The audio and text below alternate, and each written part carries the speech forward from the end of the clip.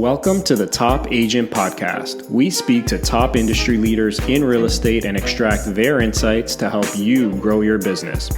This podcast is powered by Web for Realty, the leading provider in real estate marketing tools. As our way of saying thank you to our listeners, we're offering an exclusive 2-month free promo to the best IDX websites, CRM, and email marketing tools in the industry. Just go to topagentpromo.com to claim this exclusive discount, no strings attached. If you're looking to attract leads, build relationships, and close more deals, go to topagentpromo.com and get started.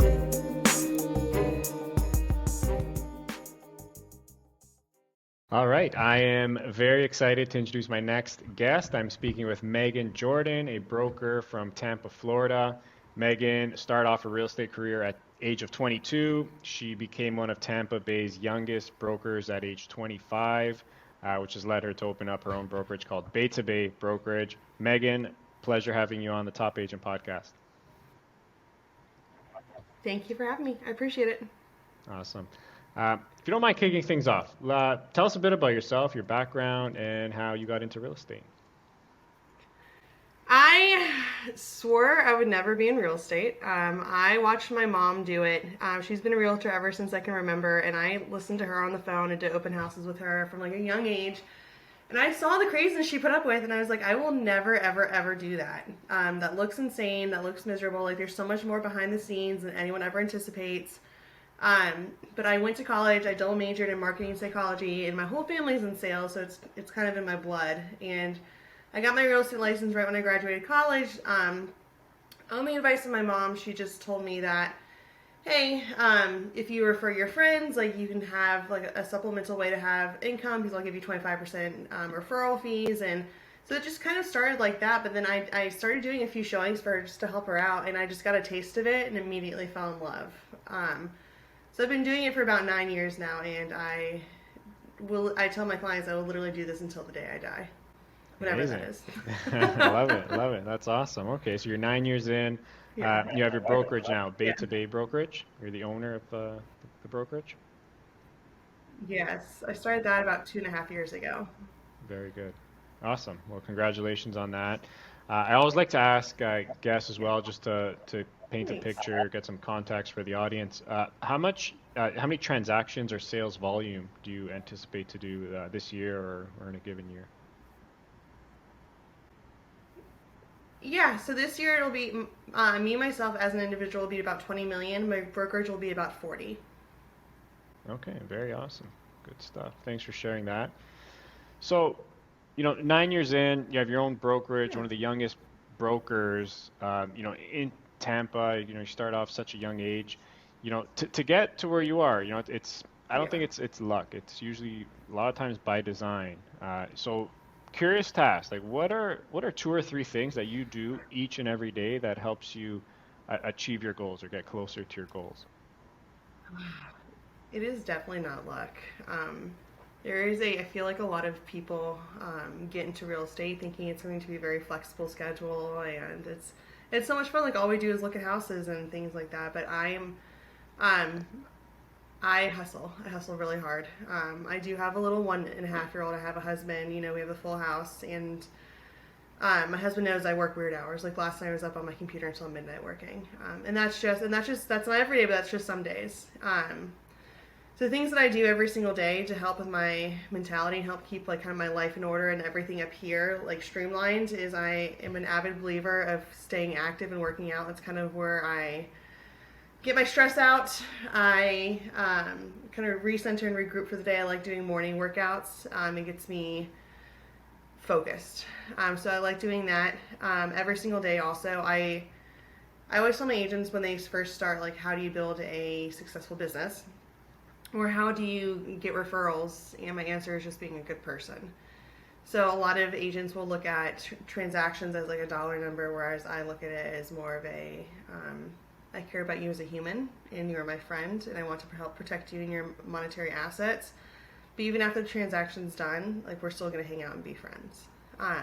So I make it a point to reach out to some people who, every single day just to check in and see how they're honestly doing. And right now, like with COVID, like everyone's doing pretty terrible.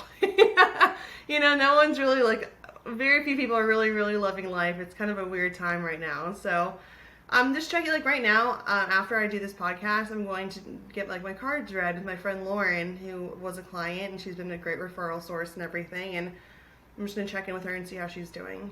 And I think the third thing also is just, for me, a lot of it's delegating. I now have a full-time assistant, and I know that I can't work 100 hours a week. If I do, I become miserable, and it starts coming out sideways in my job. So I hired a full-time assistant, and now I delegate a lot of my monotonous, mundane tasks to her, and she is giving me more life balance, which puts back my passion to my job.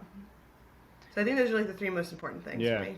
I love that. And what you said, one of the things you said about relationships, that's out of every successful real estate agent I've spoken to or interviewed, that is the one common denominator, the one common characteristics they all always talk about is relationship. And I actually did a webinar yesterday, and I always reference this one quote from another realtor, successful realtor from this podcast. He said, "Wealth is built on relationships, not the transaction." So I think a lot of people, Yeah. they prioritize the quick buck, the transaction, rather than the building that relationship, which leads to like you said, just more referrals, just better service, happier clients, and all that. So And I get a lot of just personal joy out of being a good friend and being a good wife and carrying myself with grace and dignity and being a good human.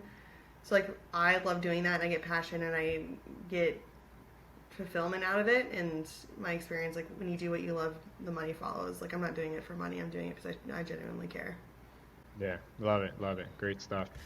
So I like to provide or try to provide as much actionable insights and tips for the audience. Obviously, realtors listening here.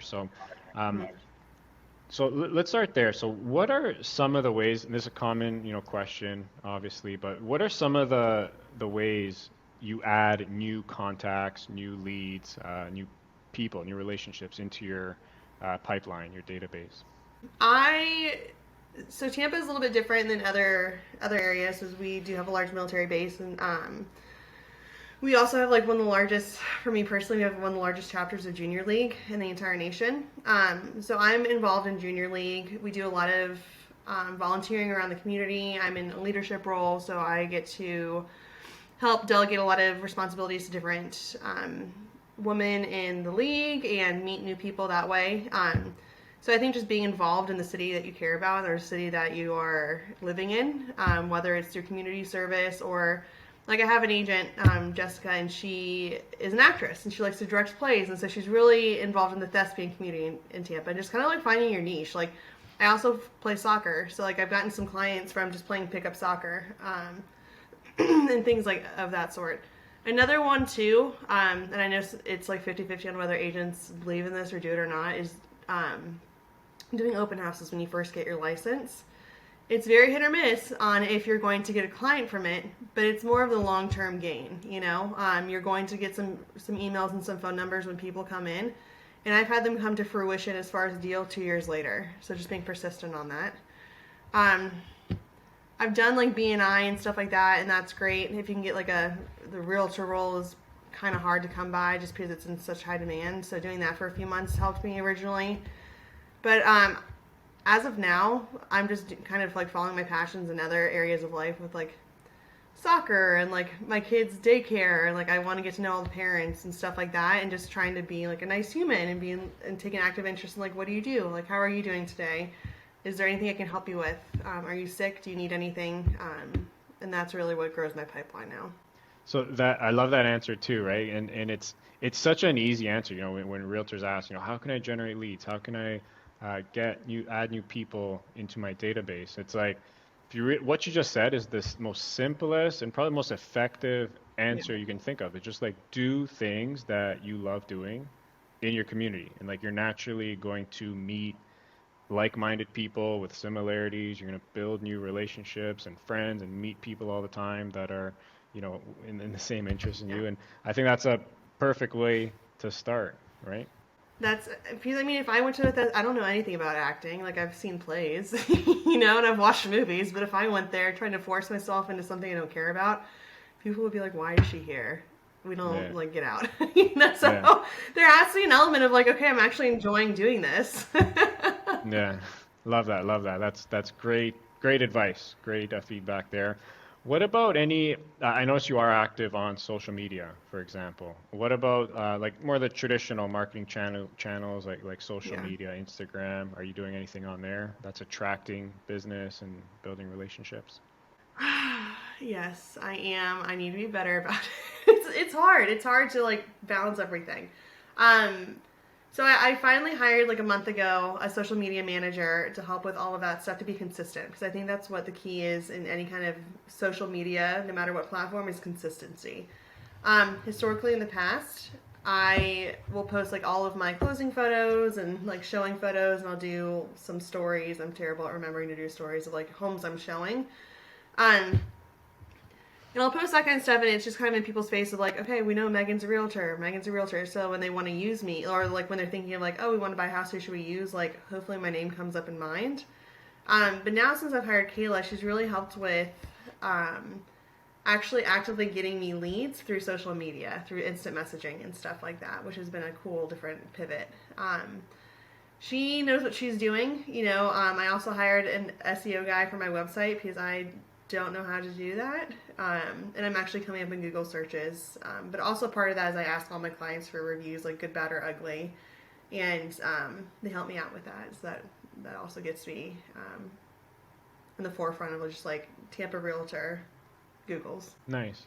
So about social media, you said you're getting leads through, I know you hired the social media manager, but through instant messaging on social media. Can you talk about that a bit?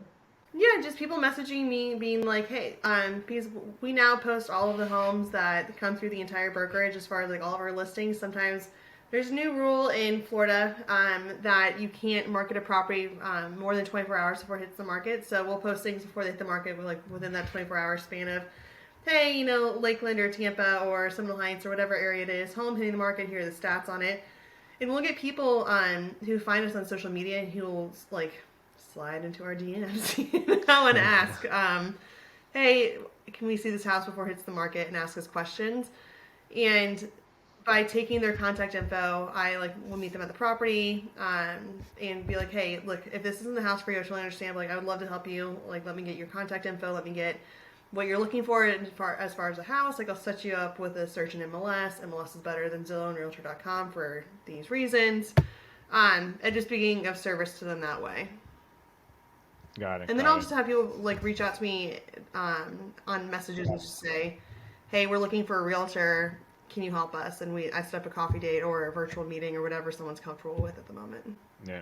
So are you pretty hands off yourself on the social media? Is that all your social media person doing all that? No, I still contribute. Like I'll send her like all the photos and stuff like that. She just makes sure that it's actually posted daily. Because towards the end, especially when my son was born, like I'm really, really, really trying to be present with him. That's a big thing in my life at the moment is just trying to be present, and to the point where like I forget to take photos a lot now, and it started showing in my work. And so now I'll send Kayla like when I remember to take photos, I'll send her a batch of 15, and she'll sparse them out so it's like every day versus just like a glob of 15 and then nothing for a few days. So she just helps it stay consistent and helps, you know, from different ideas. Yeah. So one thing Teamwork. you mentioned earlier is like after just about back to relationships. So after this podcast, for example, you're gonna call, I guess, one of your clients and just check in and follow up. So that's sort of what I want to ask next. So do you have any processes Yeah. or systems in place that helps you with the follow-up process, or is this just something like organically in your head? When I first started, I did. I first started real estate and I was on my mom's team at Keller Williams, and she had what's called a greatness tracker. And it was like, hey, if you want your sale, she tracked it backwards per year. Okay, like if your goal for this year is 5 million in sales, that means that each month you have to sell X amount of houses. That means based on how many like people that you know and phone calls per day that generates this many leads. Based on this many leads, you close a certain amount. And so we kind of backtracked of like, this is my goal. This is how many people I have to call each day, whether I'm checking in with them, whether I'm bringing them something, whether I'm doing an event. Like we broke it down into networking events, like breaking bread, like calling, all that kind of stuff. So I did that in the beginning, but now it's just kind of ingrained in me. But I do provide my new agents with that platform of like, hey, I know that when you get started, it seems incredibly overwhelming and you don't know where to start. This is where you start. This is a way you can actually track what you're doing and monetize your goal. Yeah. Okay. So, but you do use a CRM for yourself to manage your contacts and organize them and stuff? I do. Leah, my assistant, has kind of taken over that. I do have a CRM though that I use, and like it helps me keep track of all my leads, move them when they're pending or when they're in inspection period or initial meeting or whatever it might be. So I do have that, and that does help because there's a lot of moving parts in real estate. It helps kind of like the chaos that's going on up here. It helps put it down on paper, some kind of format in front of me, so it's a lot more organized For sure. and easy For to sure. digest. Yeah. So, And less overwhelming. 9 years in the business now, I'm sure you've accumulated a long list of people and relationships over the years. So, what are some other ways you actually nurture these relationships? Past clients, like are you just, calling them every so often, text messages, like any email, newsletters or outreach or things like that you do? So we do have like a client appreciation event at least once or twice a year. Last year was kind of weird with COVID. So it was more like emails and things of that sort, like virtual. But this year we have our client appreciation coming up in December where we rented a coffee cart and we're pulling it up behind our building and we're going to have like 50, 75 people come on through hopefully with their families just to check in, say hi and everything. I also just make it a point to like on anniversaries and stuff and reach out and say congrats, check in with them.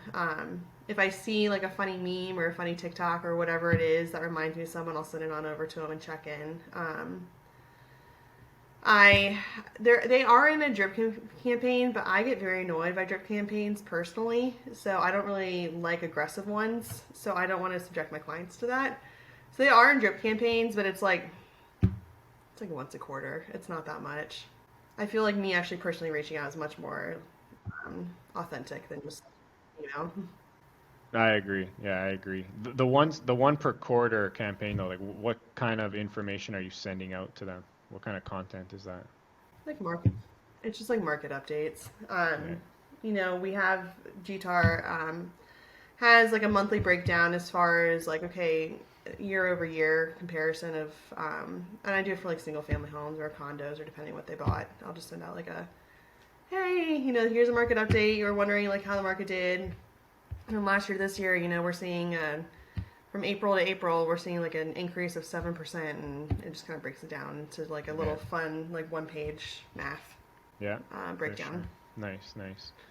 All right. So, what about the actual sale itself? At the end of the day, you do have to execute, obviously, deliver on the service, either buying or selling for your clients. So, on the Yeah. sell side, like how do you personally Yes. differentiate your listings from the dozens of competing listings in your community? I always get feedback on a few things. I think hiring a photographer, I know my photographer's photos, and I know she does. I mean, obviously she does other realtors' photos. I can tell which ones are hers from just the first photo. So hiring a professional photographer is very, very important. Depending on this, especially in COVID, we saw a switch from just photos to doing some kind of digital walkthrough because people weren't doing in-person showings as much. So whether that's a Matterport showing or like a virtual video that I can attach showing or an email out. I also think that the one things I get feedback on as far as my sellers and people who purchase the listings that I have is the property description. So actually taking time to write a property description goes, I feel like, a long way these days because a lot of people right now are thinking, oh, it's a seller's market and I'm not going to write anything. It's like 3-bedroom, 2-bath house. Hurry now. And that's all it says. But actually writing some kind of detailed property description. Also blasting on social media and sometimes doing boosted posts. If I know it's going to be a particular type of demographic that I think it's going to purchase this house or a particular area, or like, people at this particular gym might know someone, like trying to get creative in that aspect. Uh, I was curious. I'm curious to ask. In Yes. Florida, par in Florida particularly, are the like Matterport video walkthroughs still pretty popular, or are actual physical showings sort of back to normal? Like, how's that looking in Florida? Florida is pretty weird with COVID. um, we are very different in other states as far as shutdown. So we're seeing it's affecting us in a few ways. We're seeing a lot of people move here, and we're also seeing less virtual, less Matterport showings, more in-person showings. Kind of more of like a Yeah. classic pre-COVID Yeah. scenario. There are a few times where people are moving from California or up north, and they aren't physically in Florida anymore or yet, and so they're having their agents do video walkthroughs or FaceTime showings for them. Yeah. Makes sense. All right. Cool. So you mentioned personally you do about 20 million a year. Um, I'm guessing, or that's maybe like 30, 40 transactions a year. Um, I'm sure every deal is obviously different, has its unique set of challenges, but do you have one particular example of a deal that stands out that was, maybe unique, you had to overcome some sort of obstacle or hurdle? Any story you want to share? Oh my gosh, there have been a lot of weird deals. My husband says that if there is a book written about my career, the title will be White Hot Fury because he hears me on the phone just like trying to keep things together. Gosh, within this past year, there was a. This is just like the past year too. There was a deal where there was a federal lien basically against the homeowner himself that was undisclosed in the sale of the property that we had to figure Mm, out. And my client was a lawyer, so that made for a lot of fun. mm-hmm. I just started dabbling in wholesaling, and that's a whole different animal as far as dealing with the homeowners' personalities. And oh god, that seeing some pretty decrepit homes and situations, that's been interesting. Trying to I like would help physically move the furniture out of the property to get it done on time. There's been a lot of situations, especially with COVID, where people have been mid-contract and been furloughed or laid off, and the whole financing portion of the deal just kind of blows up. Keeping that together. Um, I've seen. I had a year and a half ago, a seller got hit by a school bus the day before closing. Um, Wow. you name it. Wow. She lived. She lived. That's why I'm like she's okay. She's okay. But yeah, just Jeez. like we make plans and God laughs is just kind of my mantra. So how do you like what do you do to deal with like the stress that all these things could give? Um, I work out. Um, I also I am a believer that like my mind has to be right in order to deal with this, and so it doesn't come out sideways in my family. So I go to a therapist every week just to kind of talk about the stressors and like my self doubt and like how to handle situations. We talk about personal stuff also, but it's just kind of like an all encompassing thing. Kind of like a business mentor. Oh gosh. I think also just through experience, I've learned that no matter what happens at the end of the day, it's going to be okay. I Yeah. only have I think when I first start out, I blame everything on myself, and I think that I have the utmost control of all situations. And realizing that I can only do the best that I can, and like truly, like feeling that, and not just like knowing it, but actually feeling it, has made a world of a difference. Also, because I am the Nice. person Yeah. who I will go above and beyond because I'm a huge people pleaser and I'm a perfectionist. And just realizing I can only do so much for certain circumstances, and some of it's just outside of my control has really helped. Yeah, no, appreciate it. Thanks for sharing that. That's great. So how many agents do you have on your team now? Not including me, there's 10. We have 10. another one Okay. that's coming on, so hopefully it'll be 11 by the end of the year. Okay. So if you And had to then me, so I give, guess 12. okay, if you had to give one piece of advice to any like new agent that you're bringing on to your team, what would that piece of advice be? You're going to get out of real estate what you put into it. If you want to be part time and make like like part time money or like have a part time career, then that's totally fine. I'm not the broker who says like you have to hit X amount of sales per year or else you can't be on this team. I have some like I have a working mom on my team, and her goal is to make like 30, 40 grand a year, and that's great. Like she can. But real estate is very much what you put into is what you get out of it, and it can be as much or as little as you want. I like that. So if you want to go all in and you're hesitant, like you need to go all in. I like that. Perfect. Awesome. Megan, I do want to be mindful of your time here. I do end off each chat with what I call the top three. Some heavy hitting questions here. You ready?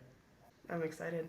All right. Number one, the most impactful book you've read. Um, there's actually two by the same author. The obstacle is the way and ego is the enemy. I think especially when my career started kind of picking up, my ego took a part in that, and realizing how obstacles aren't always bad and how they can behoove you and how your ego plays as a negative and a positive was pretty enlightening. Nice. What were the name of those titles again? The ego is the enemy and the obstacle is the way.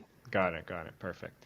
All right. Number two, your favorite vacation spot. um.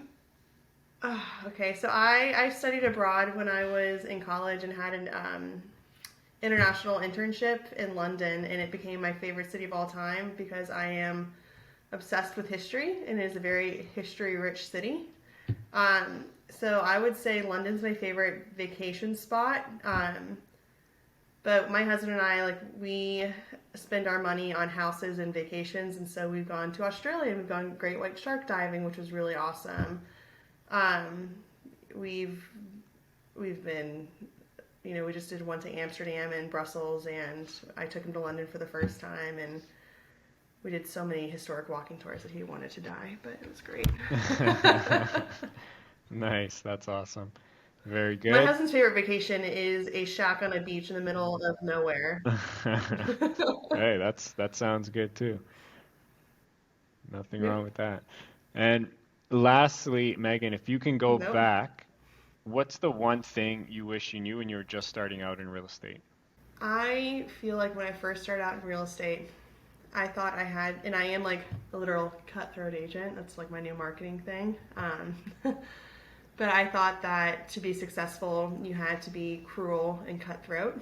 And I wish I had known that by being kind and compassionate to others will get you farther. I like that.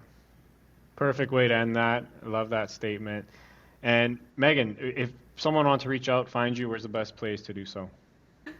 You can go on our website at www.betabaybrokerage.com. All of my contact info is on there. You can read about us. You can submit questions. You can email me. You can call me. You can text me. But that's probably the best way to figure out everything in one spot. Awesome, awesome. Megan, Or our social media, Bay Brokerage. perfect, perfect. Megan, thank you so much for taking the time to speak with me. I really appreciate that. I know a lot of people listening are going to get a ton of value and insights from this, so I really do appreciate the time. Thank you so much. Thank you. Have a good one. You too. Thank you.